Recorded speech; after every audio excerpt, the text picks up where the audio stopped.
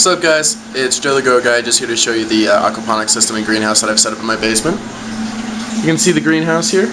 We built a frame to support the lights and to put up plastic. Wanted to put up plastic because the system is inside, there's a lot of water in there. I was worried about mold and mildew rotting through drywall and stuff like that, so it's just a preventative measure. Let's take a look inside. So you can see more of the framing in plastic. I've got a little bit of space here I can work in. There's the window, that's where our natural sunlight comes in. You can see these lights here. These are fluorescent lights. We wanted to go with the T5s, but we just got the regular fluorescents because the T5s are like triple the price. And based on my research, the yield output isn't justifying that big of a price increase on them. We do have one LED grow light here, and that's mainly to stimulate the red spectrum to help the flowering plants. Right now it's on my duckweed because it hasn't been doing very well, so I'm trying to nurse that back to health. Let's see here. We've got an evac fan back there. You can see that little circular thing. It's called a squirrel cage fan. It's set up on a timer. It just flushes the air out of the system and outside. So it's kind of neat. What we're actually polluting is oxygen. You can see the bottom tanks here. We've got 250-gallon Rubbermaid tanks. They're both just about completely filled. They're connected with these two U siphons here. It's just some PVC glued together, and there's water in completely inside of that pipe, and they just act as a siphon, so the water level fluctuates in both tanks evenly because we have a flood and drain system and we have a deep water culture. So because of that, the tanks naturally fluctuate a little bit, and this way they exchange air and everything else too. You can see the back pipe there that's draining right now. That's from the flood and drain system. And you can see this front pipe, which is draining a little bit too. That's from the deep water culture. Alright, so you can see the water comes up from the fish tanks. We've got some pumps down there and whatnot. It comes through this tube and goes through this PVC. This PVC is filled with gravel. It's got a whole bunch of slits drilled into it, and the idea being it's going to filter out a lot of the solids, because if you have too many solids in your water, then your plants just aren't going to like it. You're going to get a lot of root rot, and you're going to see a high mortality rate with them, and that's just not happy. Back here we've got these seedling trays. A whole bunch of stuff in here. I've got an assortment of like lettuces and other leafy vegetables, some baby mesclun, Japanese giant spinach, arugula, mustard greens. There's some cilantro chilling back there, some parsley, all that good stuff. Over here we've got some tomatoes. I planted some cashew seeds a few days ago. They haven't poked up yet, but it's still early for them, especially since it's a freaking tree, you know. And then I'm doing this experiment. I have no idea if it's going to work out or not, but this is a leek. I had some mushroom and leek omelets for breakfast this morning, and it had roots on it. I gotta try it. I'm not expecting it to work, but you never know. So maybe that'll pop up a leak for me. As you can see, we've got pretty substantial amount of duckweed that's finally starting to look a little bit better. It was sickly for a while there, and I've been making little adjustments on it. It's doing a lot better now, just better circulation, aeration, all that stuff. Duckweed does a few things. First off, it's going to be fish food.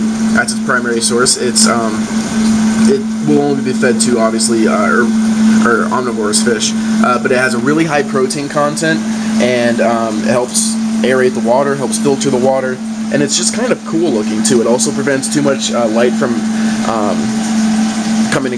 too much light from being on the water, which helps prevent certain bacteria and stuff. We've got our lettuce tray here. Got some different lettuces and whatnot. Just to give you an idea of the growth of this system, today is November 27th.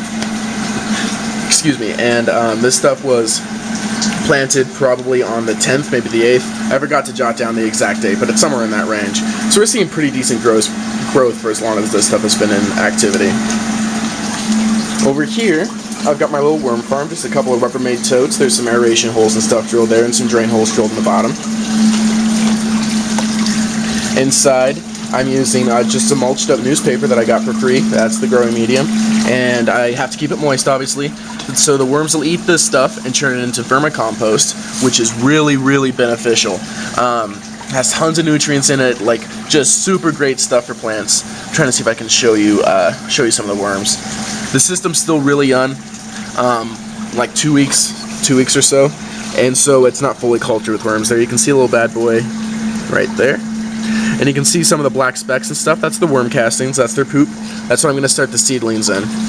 Seedlings do this thing called convenience feeding, where they'll actually pick up more micro and macronutrients than they can use, and and store them up for later. And you'll see if you start off seedlings in something like vermicompost or something that's really nutrient rich, provided it's not nasty like Miracle-Gro where they're going to get chemical burn or something, then you're going to see anywhere between 1.5 to 2 times the growth rate. So that's something I haven't started doing yet, but I'm really excited to.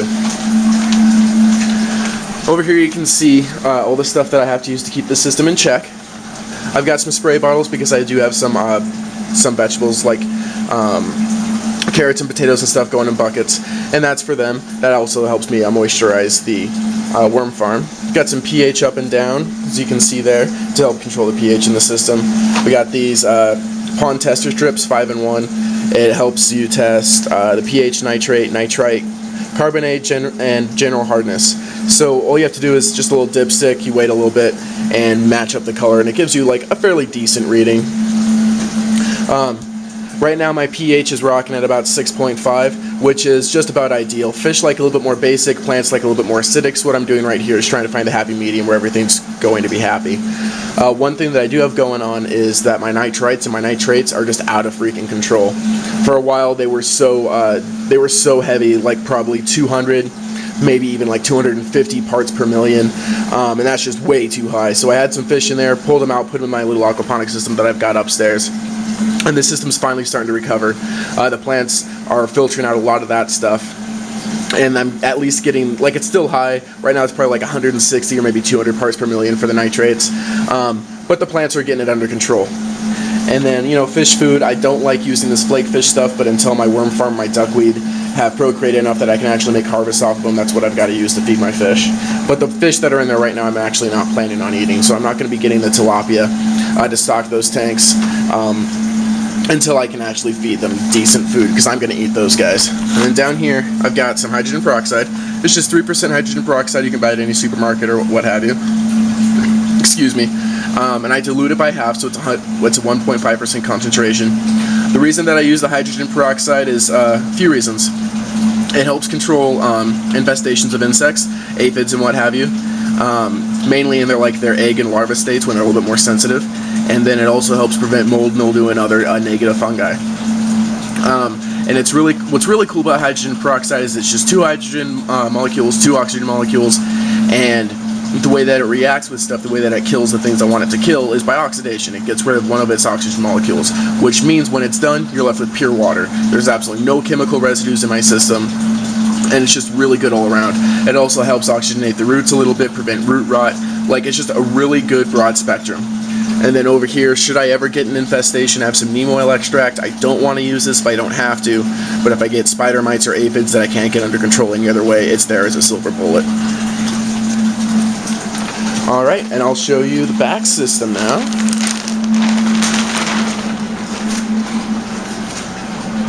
Here's our beastie freaking timer. My buddy Davey installed this bad boy for me. He's boss. This puts all our lights on a timer, so I don't have to be here to switch them on and off and what have you. You can see it turns on at 6 a.m., turns off at 10 p.m. So the plants are getting a fair amount of light in addition to the natural light that they're getting out of the window. Sorry about the static, it's tight spaces in here. So this is the front grow bed. This is the flood and drain. And the way this bad boy works is it's got a couple of pumps filling this up. Tubes come up and put the water in, obviously, and then it's drained by a bell siphon. What's really cool about a bell siphon is it allows the water to be raised and lowered constantly. And here's the way that it works. I've got, hope you can see it there, I've got the drain pipe. When the water crests the top of the drain pipe, let me get rid of this. When the water crests the top of the drain pipe, it'll start engaging the siphon. What happens is, because it has the bell around it, the water is sucked from the bottom. Sorry, I've only got one free-hander. The water is sucked from the bottom and then up to the drain, and it'll continue sucking the water until the water level reaches these drilled holes, which causes an air break. And so then the system stops, refills, and then drains again once it gets up to that level. The system has been working beautifully. I am anticipating problems as far as roots and whatnot clogging it, and to prevent that from becoming an issue and getting water all over the carpet and stuff in here, I just installed this little overflow precaution here. It's a U-pipe, and it's just connected to another piece of PVC, and in between it is water, just like the U-pipes that are in the bottom tanks. And so should the water level get above that, get above the drain, like, you know, should it get clogged or what have you, then it'll start overflowing out of that back piece of pipe. And so that prevents me having a huge mess to deal with. And here are the plants. They're just in net pots. To fill up this front tank would cost me somewhere in the neighborhood of like $300, $400 of hydrogen, and I'm just not down with that. This project's expensive enough as it is. So I've got them in net pots with a little bit of hydrogen, and then they're just free floating. The system just drained, so let me give you an undershot here of the roots. It's really cool. I mean, look at that. Just like so many roots fucking coming down. I love it. I love it. The plants love it. The fish will love it when there's more fish in there. I'm sure my plico that's in there is digging it right now. But yeah. So all of this stuff in here, today is November 27th. All of this stuff